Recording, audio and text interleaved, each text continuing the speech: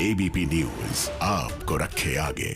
सब जो है चारों तरफ उसको फैला भी रहे हैं। अभी जो DGCI है वो जो भी उनकी रिकमेंडेशंस हैं उसके ऊपर विचार करके बहुत शीघ्र अपना निर्णय देगा और वो सब निर्णय आपके साथ शेयर किया जाएगा। DCCI के पास पेंडिंग है अभी। अब मैंने तो अपनी बात कह दी है। अब आपको अगर उसको समझने में कठिनाई हो रही है तो ग्रामीण इलाकों तक पहुंचाना क्या वहाँ पर देखिए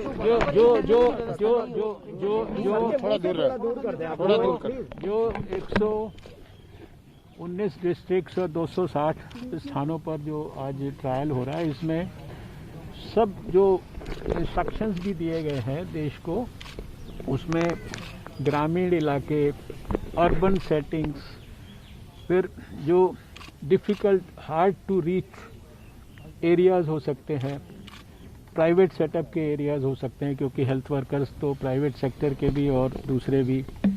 तो ये सारी चीज़ों के लिए हर प्रकार से मैंने आपको अभी कहा ना कि इतने बड़े बड़े प्रोग्राम भारत चला रहा है, ये सब इम्यूनाइजेशन के ही चला रहा है। पूरी वैक्सीन आपको पोलियो फ्री करने में भी आपकी अहम भूमिका रही थी और ये अब कोरोना वैक्सीन आने ही वाली है, तो कितना चैलेंजिंग है और कितना अलग है सर? नहीं, देखिए हर एक चीज़ चैलेंजिंग होती है, लेकिन आपने देखा है कि भारत ने जो कोविड के खिलाफ लड़ाई है, अभी आज 2 जनवरी आ गई है। मैंने 8 जनवरी को दुनिया में सबसे पहले कोविड के लिए जो लड़ाई है उसके लिए एक्सपर्ट ग्रुप की मीटिंग जो है अपने स्वास्थ्य मंत्रालय में पिछले साल 2020 में की थी। 1 साल सारे देश ने मिलकर लड़ाई लड़ी है, होल ऑफ गवर्नमेंट अप्रोच से, होल ऑफ सोसाइटी अप्रोच से, सारी स्टेट गवर्नमेंट सब ने मिलकर लड़ाई लड़ी। तो आपने देखा कि 135 करोड़ के देश में भारत में अभी लगभग 1 करोड़ से थोड़े ही ज़्यादा मरीज़ हुए हैं, उसमें से 98 और 99 लाख के बीच में तो ठीक होकर घर चले गए हैं। दुनिया का हाईएस्ट रिकवरी रेट 96% से ऊपर हमारा है। दुनिया का सबसे कम लगभग फैटालिटी रेट 1.45% ये हमारा है। और जितने भी पैरामीटर्स हो सकते हैं, आज आप ही लोग टेस्ट कहते थे फरवरी के, जनवरी, मार्च के महीने में, अप्रैल तक के महीने में भी आप लोग कहते रहते थे। आज सबसे ज़्यादा 10 से 15 लाख टेस्ट हम रोज़ भारत में कर रहे हैं। 2280 से ऊपर जो है लेबॉर्ट्रीज़ जो है, एक लेबॉर्ट्री से यात्रा शुरू की थी। सब कुछ आपके सामने हुआ है।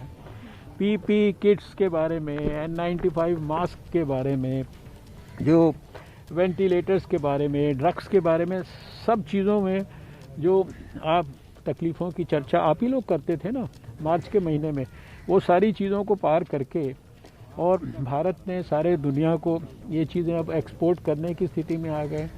शुरुआती समय में हम लोगों ने वायरस को आइसोलेट करके दिखाया, अब वायरस को कई हज़ार यानी 40-50 हज़ार वायरस तो हमारे रिपोजिटरीज़ में हमने जमा कर दिए। जीनोम सीक्वेंसिंग आज नहीं हमने शुरू की, 6 महीने से हम लोग अपने अपने लेबॉर्ट्रीज़ में जीनोम सीक्वेंसिंग कर रहे हैं। और अभी आपने देखा कि अगर एक नया वेरिएंट की बात आई तो वो तुरंत जो है वो, क्योंकि काम हमारा लगातार चल रहा है, उसका भी कंसोर्टियम बन गया है। धार्मिक संगठन अफवाह फैला रहे हैं वैक्सीन के इस्तेमाल को लेकर, उस पर क्या कहेंगे? देखिए मेरा देश के लोगों को ये अपील है कि किसी भी अफवाह में ना जाएं।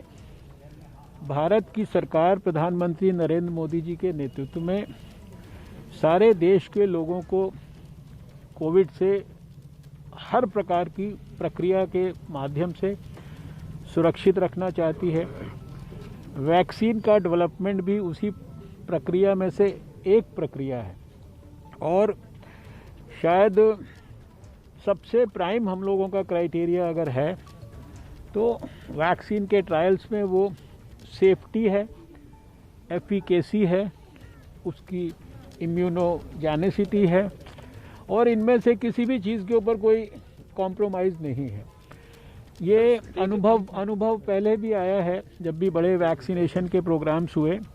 मैं देश वालों को याद दिलाना चाहता हूँ कि पोलियो इम्यूनाइजेशन में भी बहुत सारी इस तरह की अफवाहों को फैलाया गया था, लेकिन धीरे धीरे देश के हर व्यक्ति को ये जो भी अफवाह से पीड़ित होने की संभावना थी, उनको रियलाइज़ हुआ कि भाई बच्चों को अगर अपंग और अपाहिज होने से बचाना है तो ये पोलियो की वैक्सीन लेना ज़रूरी है। और वैक्सीन सबने ली और उसके बाद भारत जो है आज दुनिया में WHO से सर्टिफाइड पोलियो फ्री नेशन है। सर्टिफिकेशन मिले हुए भी 6 साल हो गए और आखिरी केस हम लोगों ने 2011 में देखा था, 13 जनवरी को देखा था हावड़ा के अंदर। इसलिए देशवासियों से अपील है कि ये वैक्सीन आपके स्वास्थ्य की रक्षा के लिए है। इसके बारे में कोई भी किसी प्रकार के भी अपने माइंड में मिसकंसेप्शंस ना बना के रखें। सर स्टेजेस क्या रहने वाले हैं सर? स्टेजेस किस तरह से होंगे?